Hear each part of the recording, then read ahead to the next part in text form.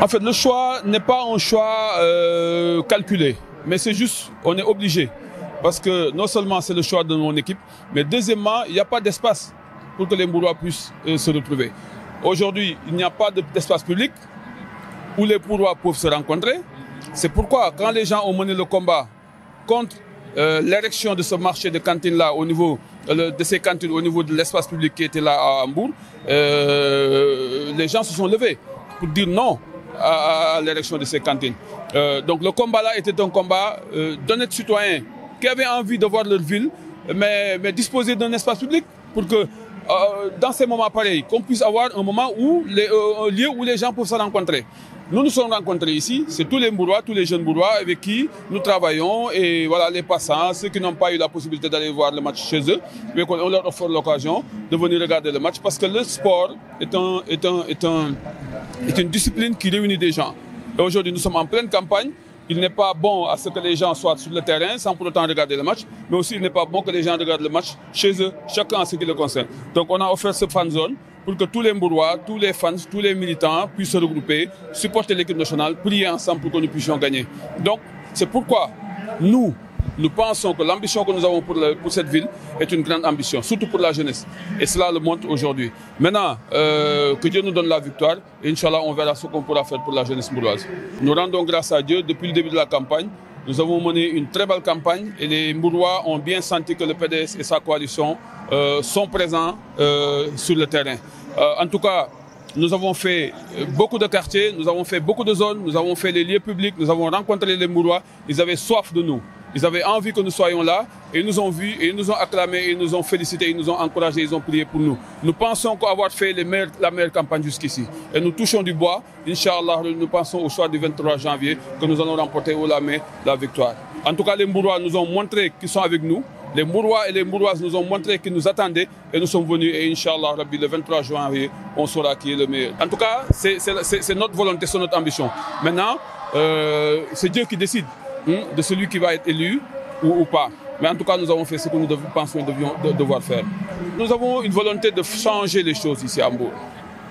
Nous avons l'ambition de faire de Mbour une ville attractive, moderne, exemplaire, dans le processus de développement du Sénégal, avec foi, avec ouverture, avec responsabilité, citoyenneté et engagement. Si vous voyez cette vision, vous vous rendez compte que c'est une ambition que nous avons pour notre ville. L'attractivité est une nécessité pour une ville. Parce qu'une ville doit être attractive pour que les investisseurs, pour que d'autres puissent venir y investir, y consommer, pour que l'économie puisse se développer. L'autre chose, c'est sa modernité.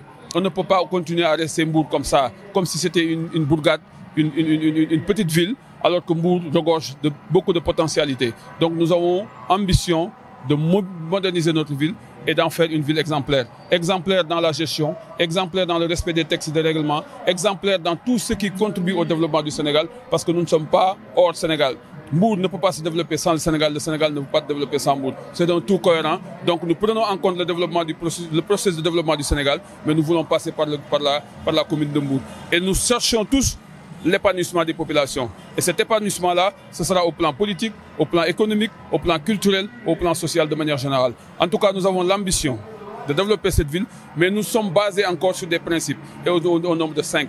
Le principe de participation, le principe de précaution, le principe de solidarité, et le principe de justice et le principe d'équité, qui sont des principes fondamentaux qui peuvent guider toute personne qui a l'ambition de gérer, mais dans l'équité, mais de gérer dans la droiture.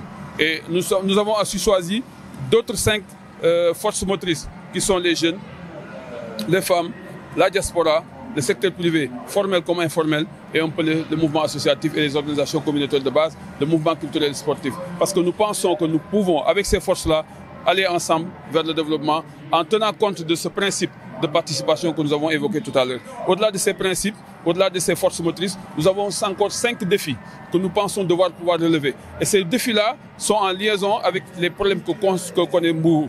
Mbour vit 2 crises. La crise de la représentation et la crise de la gouvernance. Au-delà de ces 2 crises, il y a un problème sérieux de déséquilibre entre la densité de la population mbouroise et un peu les moyens dont dispose Mbour du point de vue budgétaire. Donc c'est pourquoi nous avons dit Dans les défis que nous avons à relever dans les 5 prochaines années, c'est le défi d'abord de la représentation. Parce que Mbour n'est pas représenté. Quand vous voyez les rencontres qui se passent au plan national et international, où les maires du Sénégal ou de l'Afrique ou du monde se rencontrent, tu ne verras jamais le maire de Mbour. Tu ne sens pas le maire de Mbour défendre les Mbourois, défendre Mbour pour que les projets puissent venir. Donc nous avons dit que ce défi-là, nous devons le relever. L'autre défi, c'est le défi de la gouvernance.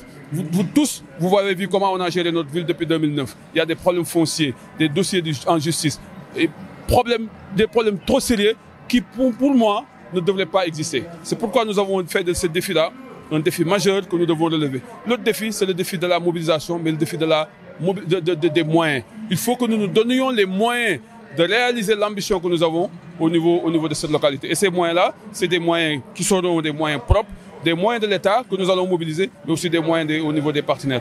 Et Inch'Allah Rabbi, nous pensons détenir aujourd'hui la possibilité, parce que nous sommes parmi les rares candidats qui ont fait autant de pays que nous en avons fait.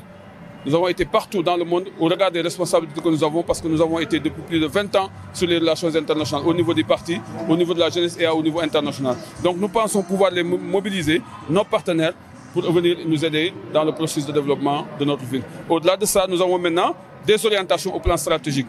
Et la première orientation, c'est sur le cadre de vie, parce que nous pensons que le cadre de vie est fondamental et primordial pour la vie d'une personne. L'autre orientation, c'est les conditions de vie, parce que nous pensons que toute personne a droit à l'éducation, toute personne a droit à la santé, toute personne a droit à l'assainissement. Donc les conditions de vie, si elles sont bien réalisées, nous pensons maintenant aux conditions de travail et de création de richesses. Et la quatrième orientation, c'est un peu ce qu'on appelle le partenariat. Le partenariat qui, pour moi, est fondamental. Et l'autre orientation, qui est la cinquième, c'est la gouvernance, la sécurité et la paix. Parce que nous pensons que toute personne a besoin de paix, de sécurité pour pouvoir se mouvoir et vivre dans le bonheur. Au-delà maintenant de ces orientations, nous avons mis en place des instruments. Ces instruments, ce sont des fonds qu'on va mettre en place, non seulement pour accompagner la gestion de la municipalité, mais des fonds qui vont accompagner les populations dans la prise en charge de leurs problèmes d'éducation, de leurs problèmes d'emploi, mais aussi de leurs problèmes d'insertion. En tout cas, globalement, c'est ce que nous avons pensé devoir mettre en place pour maintenant développer Mbour. Maintenant, tout cela va être pris en compte dans les assises que nous voulons organiser pour Mbour.